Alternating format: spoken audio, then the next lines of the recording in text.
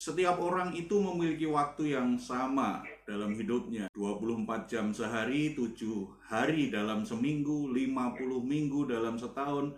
Tidak ada yang beda. Setiap orang memiliki waktu yang sama.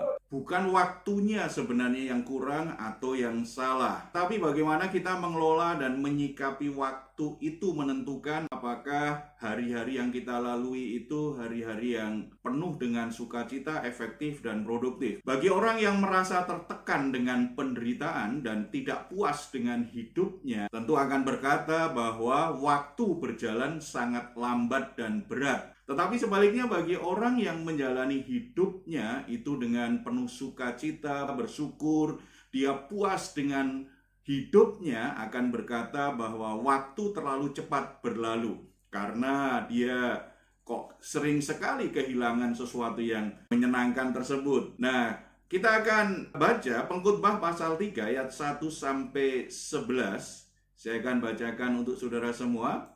Untuk segala sesuatu ada masanya, untuk apapun di bawah langit ada waktunya. Ada waktu untuk lahir, ada waktu untuk meninggal, ada waktu untuk meratap, ada waktu untuk menari, ada waktu untuk membuang batu, ada waktu untuk mengumpulkan batu, ada waktu untuk memeluk, ada waktu untuk menahan diri dari memeluk, ada waktu untuk mencari, ada waktu untuk membiarkan rugi, ada waktu untuk menyimpan, ada waktu untuk membuang, ada waktu untuk merobek, ada waktu untuk menjahit, ada waktu untuk berdiam diri, ada waktu untuk berbicara, ada waktu untuk mengasihi, ada waktu untuk membenci, ada waktu untuk perang, ada waktu untuk damai. Apakah untung pekerja dari yang dikerjakannya dengan berjerih lelah?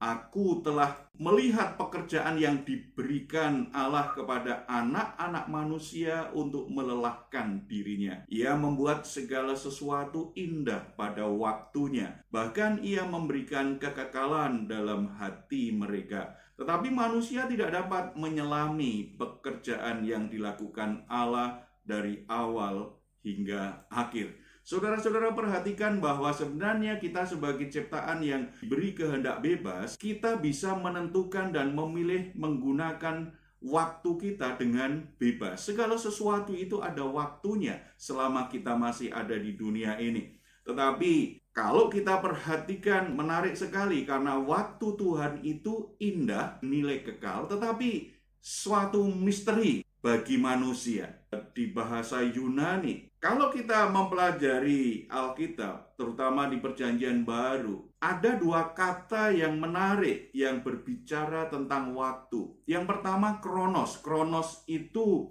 mengacu pada kronologi atau urutan waktu. Jangka waktu tertentu seperti misalnya waktu hari, 1 hari, 2 hari, atau 1 jam, 2 jam. Itu namanya kronos, jadi sebuah urutan tertentu, jangka waktu tertentu. Tetapi juga dipakai istilah kairos. Kairos itu artinya waktu yang ditentukan dalam tujuan Tuhan. Waktu ketika Tuhan bertindak, suatu momen atau musim seperti waktu panen, di mana waktu itu sudah ditentukan dan manusia tidak akan mampu untuk mengubahnya. Bukan manusia yang mengubah, tetapi Tuhan yang sudah menjadwalkannya dalam hidup seseorang atau dalam sejarah umat manusia. Kita bisa mengatur bagaimana jadwal kita setiap hari yang akan kita lakukan dalam urutan waktu atau kronos dalam hidup kita. Tetapi kairos merupakan misteri, sesuatu yang kita tidak akan pahami. Kita sulit akan memahaminya walaupun kita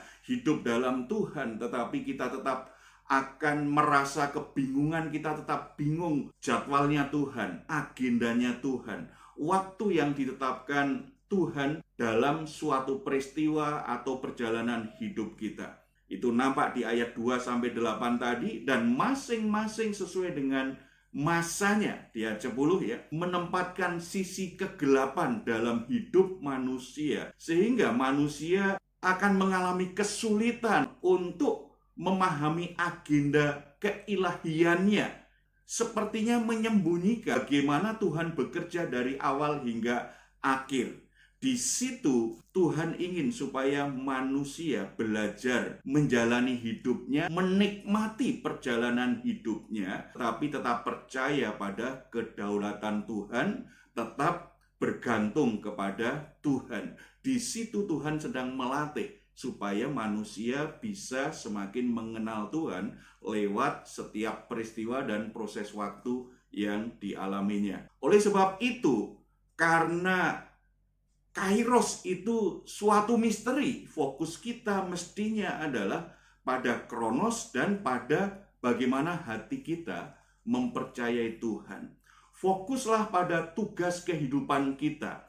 Kelola dan pakai waktu kita dengan bijaksana. Ingat tadi bahwa semua orang diberi Tuhan jatah waktu yang sama. Yang membedakan hanyalah ada orang yang begitu pintar, begitu bijaksana menggunakan waktunya untuk sesuatu yang produktif, untuk sesuatu yang efektif, yang membuat masa depannya itu menjadi baik. Tetapi ada begitu banyak orang yang menyia-nyiakan waktunya, yang tidak menggunakannya dengan baik. Gagal memahami dan mempercayai kebenaran tentang waktu ini sesuai yang Tuhan inginkan, berarti kita sedang merancang kegagalan untuk memenuhi agenda Tuhan dan kegagalan meraih masa depan yang terbaik.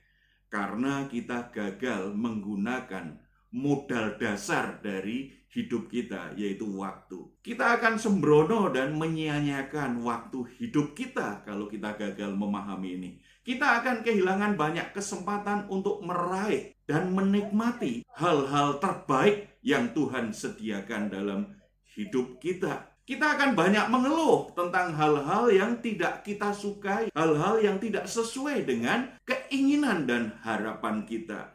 Kita akan menuduh Tuhan curang, Tuhan tidak mencintai kita, Tuhan tidak peduli dengan kita. Karena kita sudah berdoa, kita berharap, kok sepertinya Tuhan berdiam diri saja. Karena kita gagal tadi memahami soal waktu Tuhan. Kita juga mungkin akhirnya mulai meragukan janji Tuhan, ragu akan firman Tuhan. Karena proses waktunya kok terlalu berat kita alami. Kita akan kehilangan nikmatnya proses dalam hidup ini, di mana Tuhan membentuk, di mana Tuhan mengarahkan, di mana Tuhan memimpin. Kita akan tidak bisa menikmati proses yang begitu baik lewat waktu tadi, walaupun kadang-kadang lewat penderitaan. Tetapi toh hidup ini tidak selalu bicara jalan yang terjal. Seringkali perjalanan kita, perjalanan datar, perjalanan yang nyaman, atau kalau toh itu perjalanan yang terjal, perjalanan yang penuh dengan kerja keras, tetapi kalau kita memahami itu sebagai proses yang Tuhan izinkan, itu seperti orang sedang mendaki gunung. Perjalanannya berat, tetapi akan terhibur dengan keindahan dari proses itu sendiri. Sehingga walaupun kita mengalami situasi yang berat, kita tidak akan menjadi frustasi dan putus asa. Karena kita tahu ada satu tujuan, ada satu puncak gunung di mana puncak keindahan itu bisa kita nikmati. Di Alkitab ada dua contoh saya akan sampaikan tentang Kronos dan Kairos ini dalam hidup mereka. Yang pertama dari kehidupan Abraham dan Sarai. Kita tahu bahwa Abraham ini dipanggil Tuhan untuk menjadi bangsa yang besar, anak cucunya diberkati Tuhan dan dilindungi Tuhan. Abraham harus meninggalkan tanah Ur dan menuju ke tanah perjanjian. Kronosnya nampak. Ketika dalam perjalanan itu, tahun demi tahun, ternyata Sarai ini semakin tua dan dia juga tidak hamil-hamil. Padahal Tuhan berjanji akan memberi mereka keturunan yang banyak.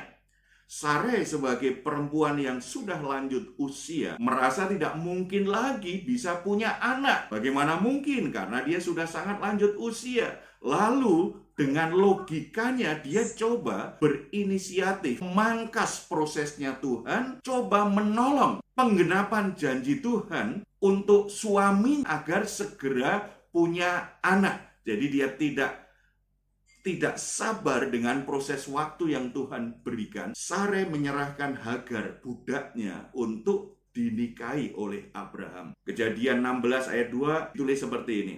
Berkatalah Sare pada Abraham, engkau tahu Tuhan tidak memberi aku melahirkan anak. Hampiri hambaku itu, mungkin oleh dialah aku dapat memperoleh seorang anak. Dan Abram mendengar kataan Sare. Jadi Sare memahami proses waktu di mana dia menunggu kehamilan dirinya dan mengharap kelahiran anak dari rahimnya. Dia tidak sabar karena Sare hanya melihat proses waktu itu hanya dari sisi kronos, hanya urutan waktu. Harusnya aku harus sudahlah melahirkan ini karena umurku semakin tua. Dia hanya melihat hidupnya dalam kronos, dalam ruang waktu yang menurut pikirannya itu mestinya makin lama aku semakin gak mampu. Dia lupa bahwa Tuhan tidak dibatasi oleh waktu. Allah itu pribadi yang kekal, tidak dibatasi oleh waktu. Ini kairos yang akhirnya Tuhan nyatakan. Tuhan merasa perlu untuk kembali mengingatkan dan menegaskan kembali kepada Abraham. Makanya setelah peristiwa itu Tuhan kembali mendatangi Abraham dan kembali memperlihatkan visi ilahinya, memperlihatkan janjinya pada Abraham tentang keturunannya yang begitu besar. Tuhan kembali menegaskan itu.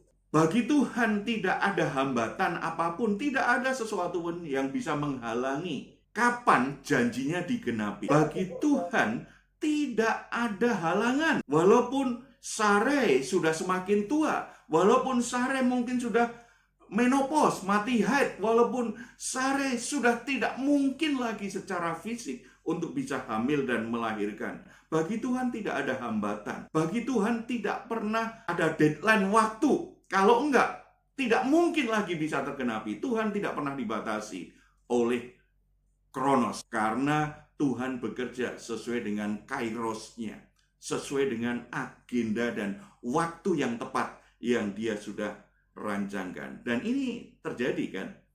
Abraham kemudian benar-benar punya anak di umur 100 tahun dan Sare berumur 75 tahun. Sesuatu yang mustahil terjadi dalam hidup manusia dan manusia pasti akan berkata sudah terlambat. Tapi bagi Tuhan ternyata tidak ada istilah terlambat. Kairos Tuhan itu tidak ada istilah terlambat. Tidak ada sesuatu pun yang bisa menghalanginya kalau itu waktunya sudah sampai. Coba kalau kita baca Kejadian 21 ayat 2. Maka mengandunglah Sarah, lalu ia melahirkan seorang anak laki-laki bagi Abraham dalam masa tuanya pada waktu yang ditetapkan sesuai dengan firman Allah kepadanya. Saudara perhatikan ada kata pada waktu yang ditetapkan. Itu yang namanya kairosnya Tuhan. Contoh yang kedua, itu dari kehidupan Sakaria dan Elisabet. Kronosnya apa? Secara waktu tidak mungkin lagi Sakaria bisa punya anak. Coba kalau kita baca Lukas 1 ayat 5. Pada zaman Herodes, Raja Yudea adalah seorang imam yang bernama Sakaria dari rombongan Abia. Istrinya juga berasal dari keturunan Harun, namanya Elisabet. Keduanya adalah benar di hadapan Allah dan hidup menurut segala perintah dan ketetapannya dengan tidak bercacat. Tetapi ini masalahnya, mereka tidak mempunyai anak sebab Elisabet mandul dan keduanya telah lanjut umur. Kembali, kronosnya apa? Mereka makin lama semakin gak mungkin bisa punya anak. Semakin tua. Apalagi setelah dinyatakan bahwa Elisabet mandul. Sangat tidak mungkin mereka punya anak. Tapi kairos Tuhan kembali tidak pernah dibatasi kelemahan manusia, tidak pernah dibatasi oleh waktu. Tuhan punya jadwal, punya agenda yang khusus kepada keluarga Sakaria, bahwa mereka akan punya anak bukan pada saat mereka masih muda, pada saat mereka masih energik, tapi agenda Tuhan, kairos Tuhan untuk Sakaria punya anak di ujung umurnya, di usia tuanya. Kemandulan Elizabeth tidak menghalangi waktu Tuhan terjadi. Tubuh mereka yang sudah renta dalam ketuaan mereka tidak membatasi kuasa Tuhan bekerja. Ketika waktunya sudah genap, mereka benar-benar punya anak. Dan rahasia itu nampak kalau kita baca lebih lanjut di Lukas pasal 1 dan seterusnya. Zakaria ini memang sudah diagendakan Tuhan, punya anak itu di ujung umurnya, karena anak yang akan dilahirkan oleh istrinya itu akan menyiapkan jalan bagi kedatangan Yesus. Jadi disesuaikan dengan waktu kelahiran Yesus Kristus. Lukas 1 ayat 13 memberi kita informasi apa yang dikatakan malaikat kepada Zakaria. Tetapi malaikat itu berkata kepadanya, "Jangan takut, hai Zakaria, sebab doamu telah dikabulkan. Dan Elizabeth, istrimu akan melahirkan seorang anak laki-laki bagimu, dan haruslah engkau menamai dia Yohanes." Saudara, jelas sekali kan? Tuhan menjawab doa itu nggak terlambat. Walaupun cara fisik sudah terlambat bagi manusia, nggak mungkin lagi lah punya anak. Bahkan Elizabeth mandul, bagi manusia itu tidak mungkin. Doanya nggak mungkin dikabulkan. Tetapi kalau Tuhan punya kairos dalam hidup manusia, tidak ada yang mustahil bagi manusia. Hal itu terjadi. Jadi kesimpulannya dari apa yang saya jelaskan, yang pertama, waktu bukanlah milik kita, tetapi miliknya Tuhan yang dipercayakan pada kita untuk kita kelola dengan bijaksana dan selaras dengan rencana Tuhan. Yang kedua, ada banyak waktu yang kita tidak mampu mengatur dan mengendalikannya. Karena itu merupakan kedaulatan Tuhan. Misalnya, kapan kita lahir, kita tidak mungkin bisa menentukannya. Itu kedaulatan Tuhan. Kapan waktu yang tepat bagi kita menikah atau dengan siapa?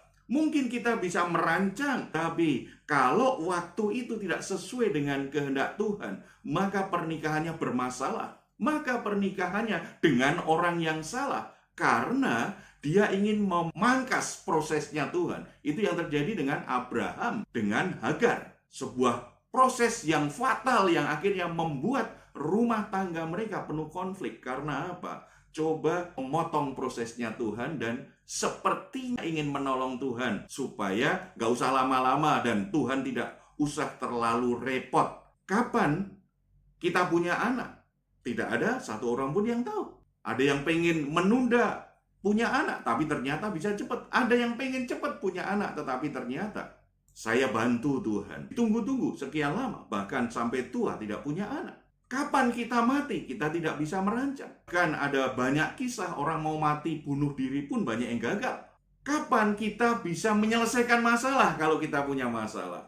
Dalam kecerdasan kita, mungkin kita berpikir bisa cepat menyelesaikan masalah. Tetapi fakta hidup kita membuktikan ada begitu banyak masalah kita tidak mampu kendalikan. Kita tidak mampu untuk menyelesaikan secepat yang kita pikirkan. Karena itu merupakan kedaulatan Tuhan. Kalau kita mengikuti prosesnya Tuhan, maka penyelesaian masalah itu akan berakhir dengan luar biasa baik. Tetapi kalau kita memangkas prosesnya Tuhan, karena kita hanya berpikir soal kronos tadi, harus cepat. Lalu kita memakai segala macam cara yang tidak selaras dengan kehendak Tuhan. Yang terjadi, masalahnya selesai sebentar, tapi masalah selanjutnya jadi tambah rumit. Dan bagian kita adalah ikuti prosesnya. Memaksakan kronos untuk menggantikan kairos akan membuat hidup kita mengalami masalah lebih rumit dan lebih besar, dan itu menimbulkan frustasi